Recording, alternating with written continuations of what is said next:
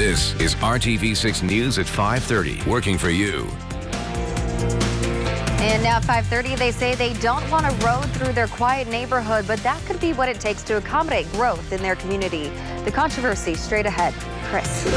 Here's what's topping our lineup today. The 4-day work week is getting another look during the pandemic. The shift that we are seeing with companies now that may make more of them open to the change. And fixing old school ventilation systems to protect against COVID-19, the simple thing that districts can do if they don't have the money to upgrade the entire system. And there are still a lot of questions about how COVID-19 impacts kids. How at-home virus testing kits researchers are giving to families could provide some answers. First at 5:30, planning for the future. About every 10 years, cities make a thoroughfare plan, a transportation plan to support a community's future growth. But in Hancock County, some residents have a big concern when it comes to what their city has proposed.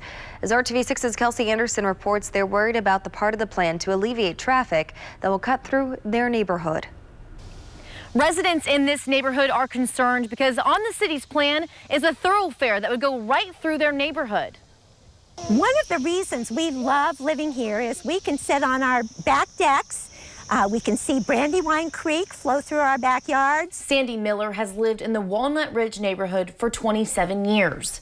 Now her and her neighbors are concerned about a proposed road extension on the city's 2020 thoroughfare plan. The 84th item on the plan is calling for the potential of extending McLaren Drive, which would mean a thoroughfare running through their neighborhood and then over Brandywine Creek.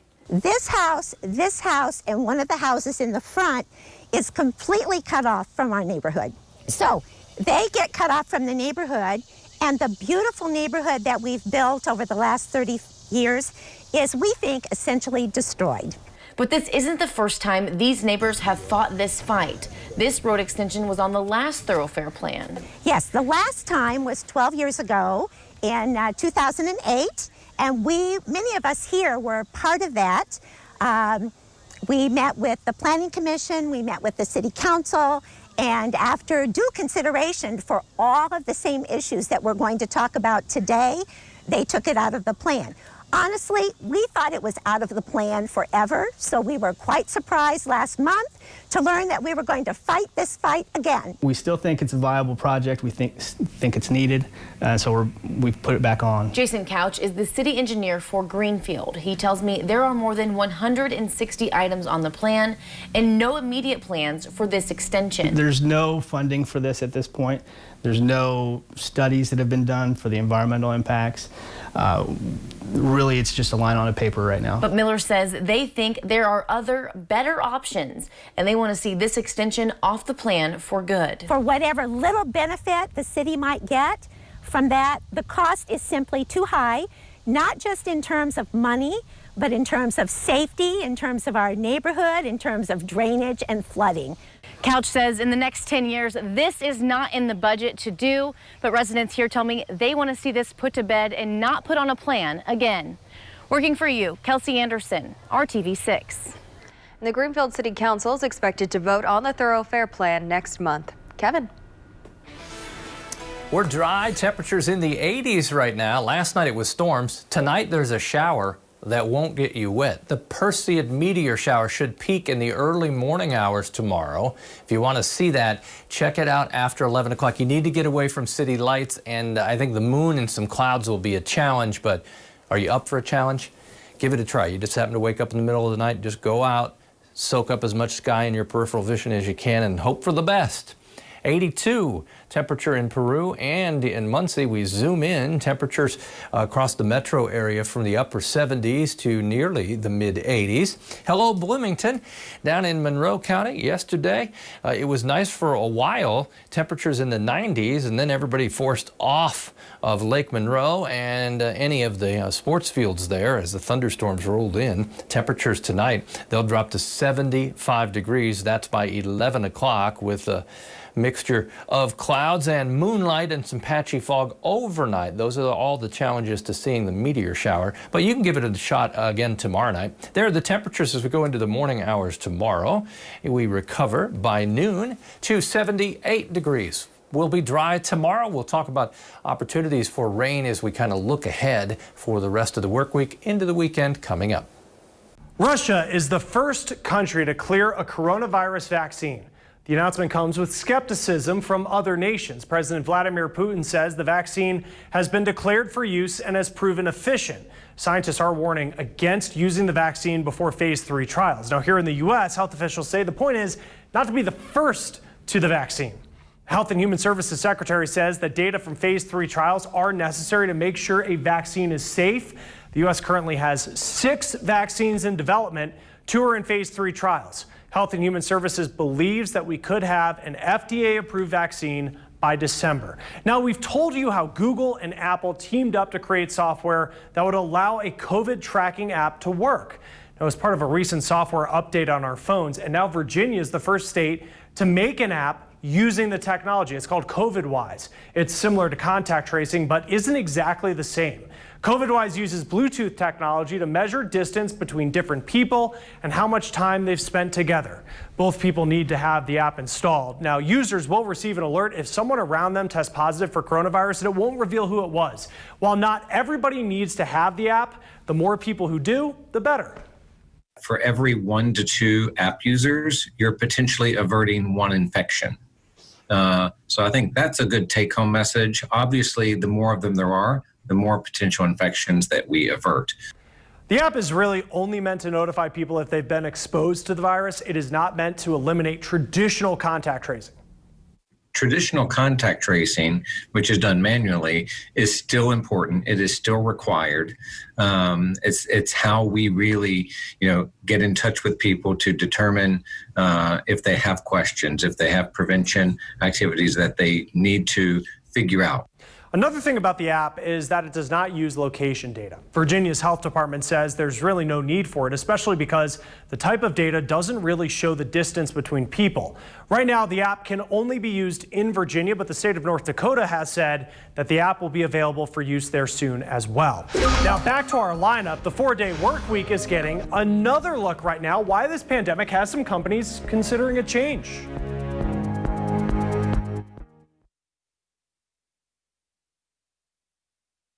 More companies are trying 4-day work weeks. Some are doing it to avoid laying people off during the pandemic, while others say it just creates a better work-life balance for the employees who are working at home. Elephant Ventures is a software company that started testing employees working 4 10-hour days. It's a move to help employee morale, but they also say it's for parents who are dealing with childcare and remote learning.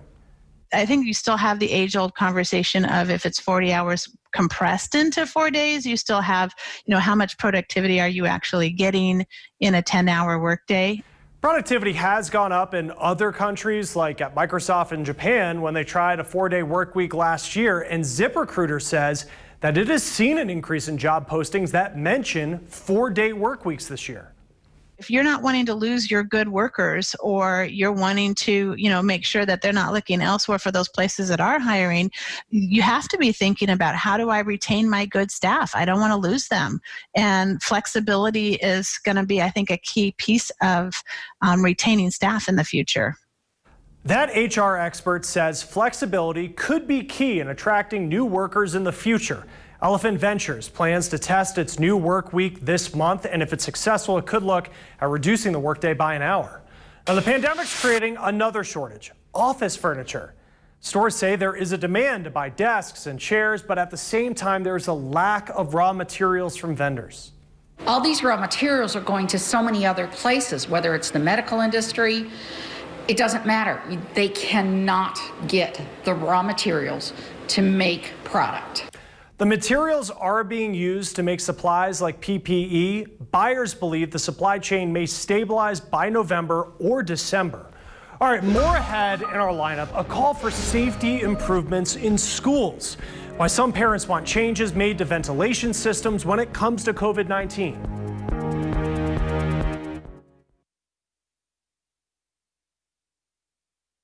The 2008 recession proved devastating, not only to the economy, but American lives after suicide numbers spiked in its wake.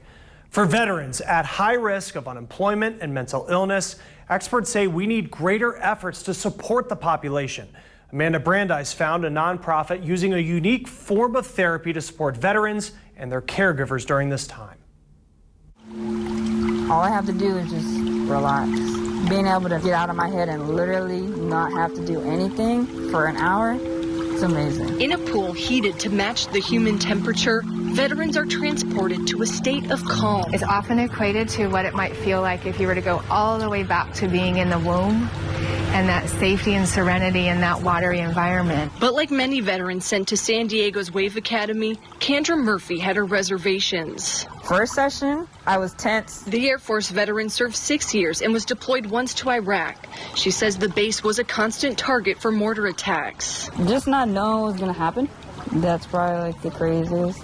Because you settle into routine and then things happen. When she reintegrated back into civilian life, everyday tasks like driving were a challenge. My symptoms tend to show up as anxiety and like hypervigilance and general distrust of crowds. Through counseling, Murphy learned she was suffering from post-traumatic stress disorder.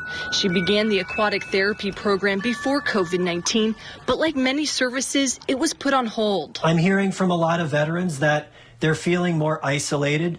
They're feeling less supported. Clinical psychologist Mark Jesenowski works with combat veterans, many who were already dealing with heightened physical and emotional pain. What I notice is every single thing that they experience as normal people is completely and totally magnified by what's happening. A report from the Meadows Mental Health Policy Institute indicated that for every 5% increase in the national unemployment rate, as many as 550 veterans a year could be lost to suicide. But rather than focus on predictions, Dr. Jesenowski says society should seek proactive solutions. I think it's about being much smarter and much wiser in how we allocate that money in being a much more interconnected system of services between the government and community nonprofits like WAVE. What I would say to a veteran if they're struggling is don't do that pride thing. Don't do that isolation thing. Be willing to take a breath and to overcome that resistance to asking for help. If you or someone you know needs help, you can contact the National Suicide Prevention Lifeline anytime at 1-800-273-8255. In San Diego, I'm Amanda Brandeis reporting. Take a book, return a book. A little free library has arrived at the Zionsville Town Hall, and today the town of Zionsville installed a train-themed little free library in the plaza just off the Big 4 rail trail. 2 local residents built the library, their latest installment of similar structures they built and installed around Boone County. It will be stocked with a variety of books for children and adults. A hand sanitizing station will be placed near the little free library for those handling books. Kevin. I'll need to see if there's a weather book in there. Maybe there's more than that. Well, the clouds not nearly as intimidating as they were yesterday at this time. We were inheriting that line of severe storms moving into western Indiana. Tonight, it's quiet. Let's flash back. This is Montgomery County, south of Crawfordsville, Newmarket, Indiana. And Becky Joe sent this picture of the arrival of the storms just west of her house. You can see just above the corn there the streaks of heavy rainfall. The intimidating looking cloud is called a shelf cloud. It's part of a squall line, a long line of severe storms moving in, and it's that push of cooler air out ahead of the storms helps create that. Let me just point this out. There were 60,000 plus without power last night. You can be without power but still get information. Our Storm Shield app is free. As long as your phone is charged, you have our Storm Shield app, you will get warnings to your location, to your house, wherever you are with your phone, and you can check the radar and see if the storms have passed and whether you can start to relax after the threat of severe weather. 75 in Gary. 86 in Evansville. Temperatures in all of central Indiana about average for this time of the year.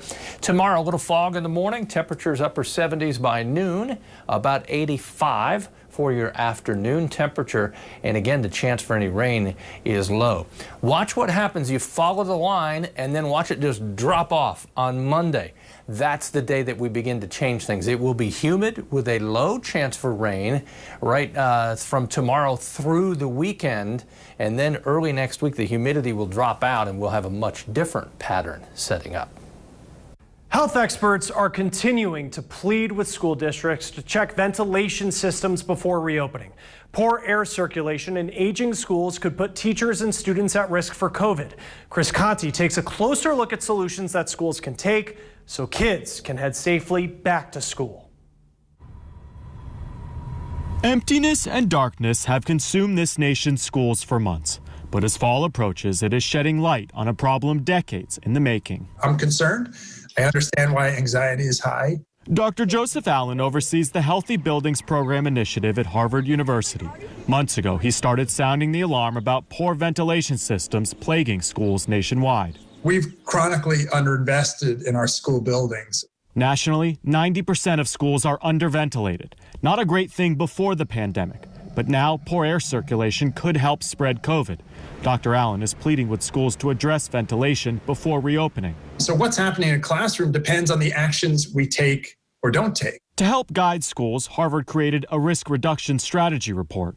For schools that can't afford to upgrade their ventilation systems or don't have time, portable air cleaners can help. Dr. Allen says a portable air cleaner with a HEPA filter is key.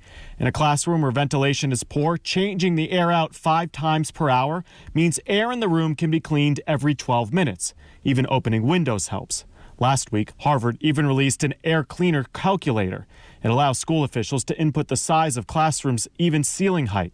Then it recommends the kind of air cleaner that would be safest. If you have lower ventilation, you should increase the amount of filtration. If you have really good ventilation, you don't need as much filtration. Movement of air. Yes, it's huge. Dina Atkinson's engineering firm has been helping school districts assess the quality of their airflow systems. What they've found is alarming. Some schools haven't had air filters upgraded in decades.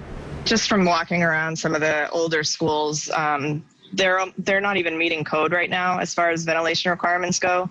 And there's plenty of reason for alarm. Take this viral photo from Georgia where students are crammed into a hallway. An outbreak has now been reported there on the first week of school. If you look at the cases of spread in schools right now, they all share common traits. It's no mask wearing and low to no ventilation. Keeping the air clean in the nation's schools, now more important than ever. I'm Chris Conti reporting.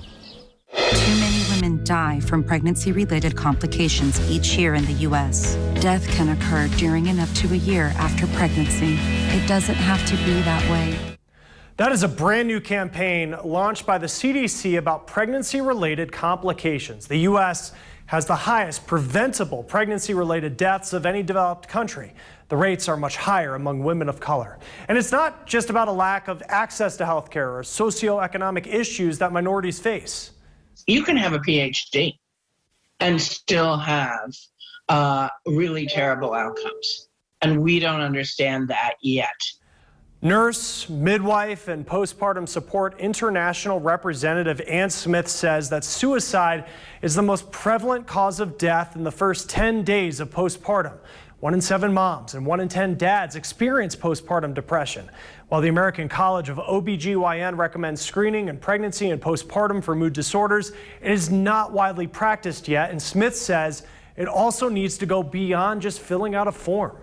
So many women are saying that they were not heard. They complained about something, and people said that's normal. Postpartum Support International can connect any family to support and medical professionals who specialize in postpartum mood disorders. They also have a toll-free line and a website. It is on your screen. The most common postpartum issue is anxiety, followed by obsessive compulsive behavior and then depression. Treatments can range between extra support to medication and therapy. Now, finally in our lineup, there are still a lot of questions about how COVID-19 impacts kids. How at-home virus testing kits could provide answers.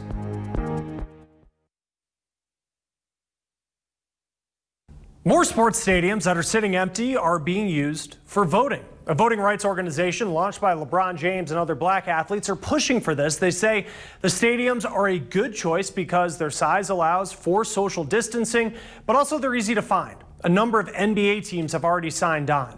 One of the biggest COVID unknowns has to do with children, but new research is hoping to reveal some answers. What's uncertain is the role of children in transmission, and is it as important as it is clearly known to be for most all respiratory viruses? Dr. Tina Harderts of Vanderbilt University is leading a study trying to understand how children show symptoms and how they might infect others. Now, they're also looking at how the virus impacts kids with asthma and allergies. And they're doing this by sending families at-home virus testing kits. The families send swabs and blood samples of children and caregivers in the home. These are studies where we collect samples, what we call longitudinally. So every 2 weeks, regardless of whether there are symptoms, with the hope that we can identify the pattern or the order in which people get infected. Researchers hope it can provide some clarity about conflicting research on children and COVID. The information could be useful for opening schools. There's new evidence how vaping could be putting teens at risk for COVID-19. Stanford researchers found teens and young adults who had used e-cigarettes were 5 to 7 times more likely to be infected. Experts say although more research is needed to understand the medical relationship between COVID and vaping, the risk is clear. And there's medical news looking at just how easily one group of people can spread COVID-19. Tomorrow, why kids are thought to spread the virus more efficiently than adults. And Chris, a humid but dry evening in central Indiana. As you look at the pattern, the next several days, temperatures stuck in the 80s, humidity is still high, but our rain chance will remain low. We begin to see some changes as we go to the weekend. We'll get into those changes, what they lead to for most of next week as well. That's all still straight ahead. We're done with the news at 5:30. More news starts right now.